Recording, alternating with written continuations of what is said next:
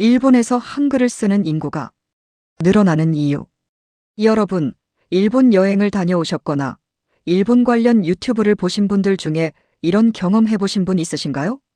거리를 걷다 보면 가게 간판에 한글이 적혀 있고 카페에서 한국 노래가 흘러나오고 일본 젊은이들이 스마트폰으로 한국어 앱을 열심히 공부하고 있는 모습. 불과 20년 전만 해도 상상하기 어려웠던 풍경입니다. 그런데 지금 일본에서는 한국어 학습 열풍이 그야말로 폭발적으로 일어나고 있어요. 오늘은 왜 일본에서 한글을 배우는 사람이 이렇게 급격히 늘어나고 있는지 그 배경과 이유를 구체적으로 파헤쳐 보겠습니다. 일부 숫자로 보는 현재 글로벌 한국어 열풍의 중심, 일본. 먼저 숫자부터 보겠습니다. 세계 최대 외국어 학습 앱 듀오링고에 따르면 영어 모국어 사용자 중 한국어 학습자 수는 최근 2년 만에 906만 명에서 1770만 명으로 무려 95%나 급증했습니다. 스페인어, 프랑스어에 이어 4위권을 유지하고 있어요. 그리고 한국어 학습 시장에서 일본의 점유율은 2024년 기준 23.2%로 세계 1위입니다. 다시 말해 전 세계에서 한국어를 배우는 사람이 가장 많은 나라가 바로 일본이라는 거예요.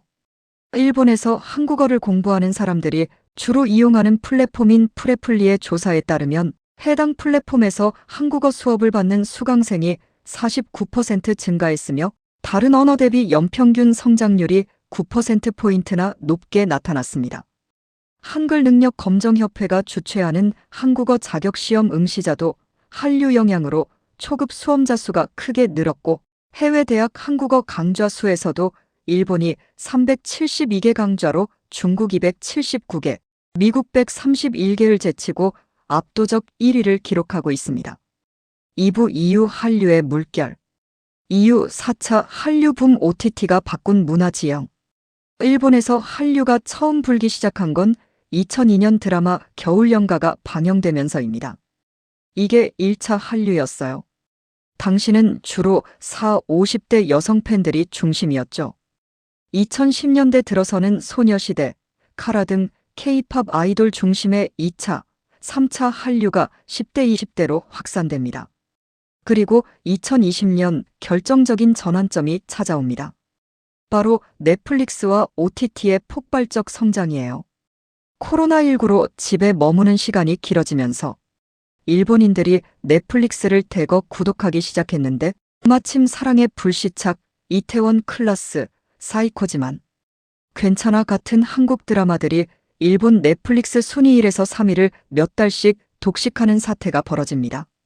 여기에 영화 기생충이 2019년 일본에서 개봉해 흥행 수입 45억 엔이라는 역대 한국 영화 최대 흥행 기록을 세우면서 한국 콘텐츠는 마니아들만 좋아하는 것에서 누구나 즐기는 대중문화로 완전히 탈바꿈합니다.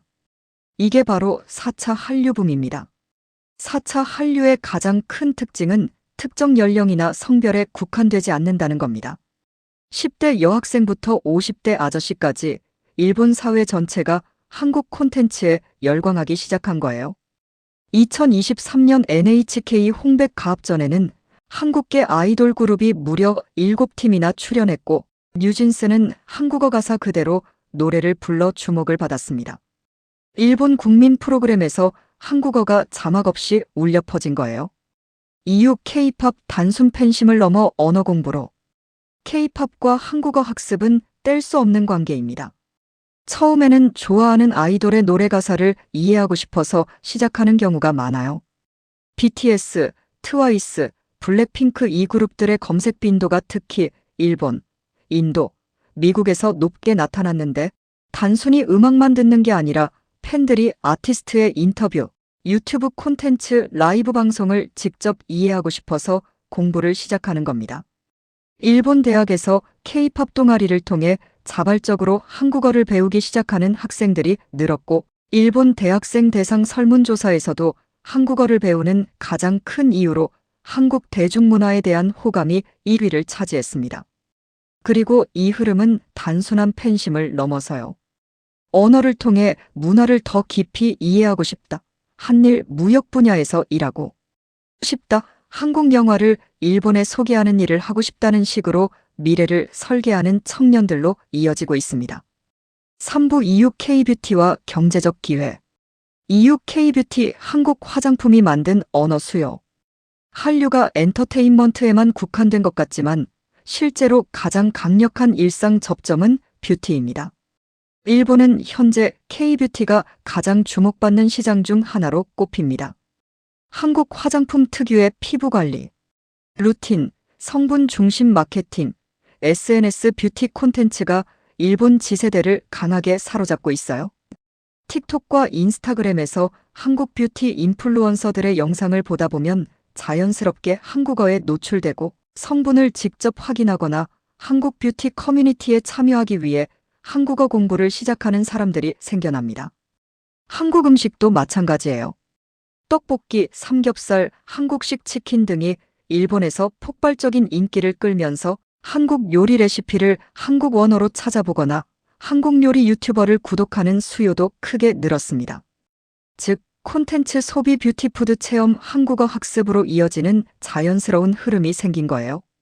EU 경제적 기회 한국어가 스펙이 되다. 한국어 학습의 동기가 문화적 관심에만 머물지 않는다는 점도 중요합니다. 점점 더 많은 일본 젊은이들이 한국어를 커리어 스펙으로 인식하기 시작했어요.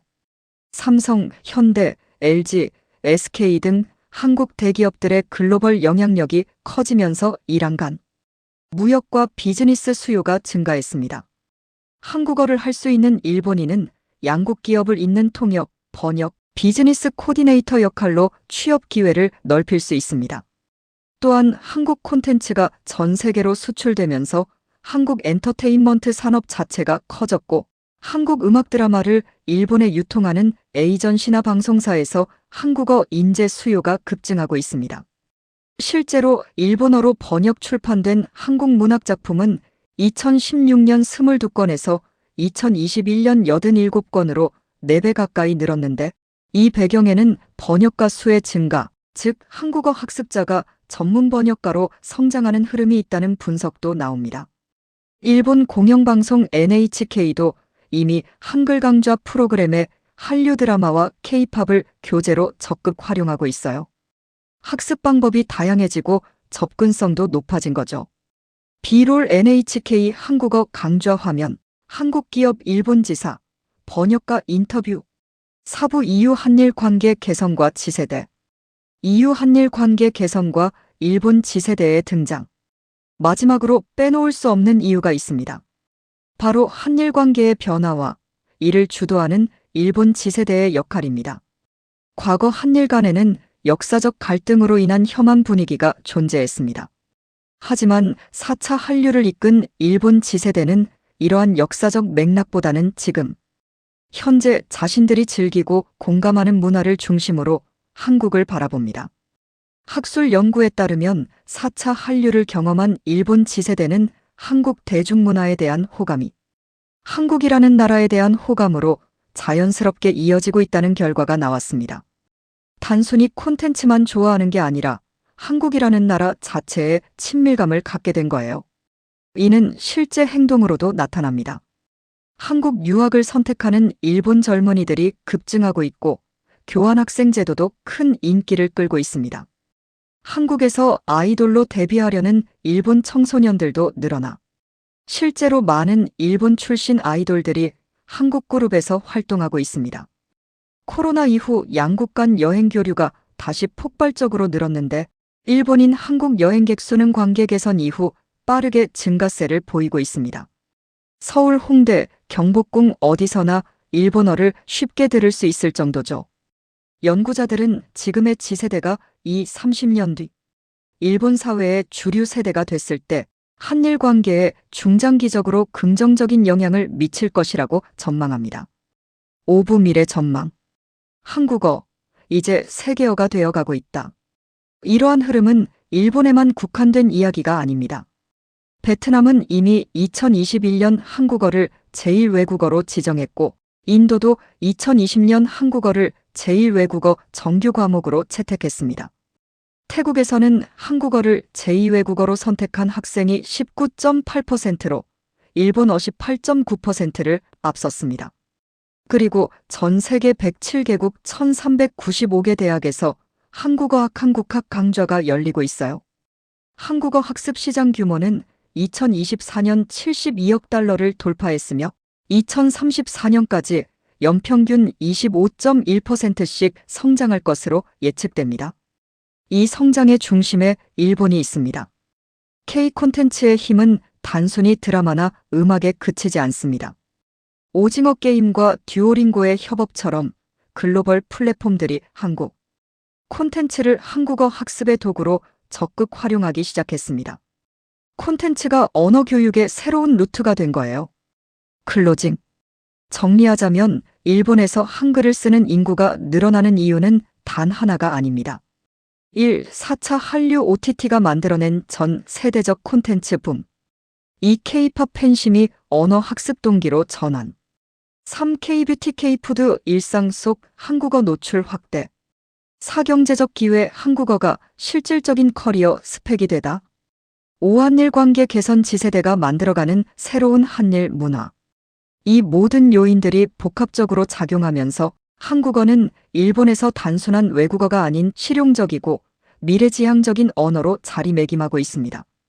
여러분은 어떻게 생각하시나요? 혹시 여러분 주변에도 한국어를 배우는 외국인 친구가 있으신가요?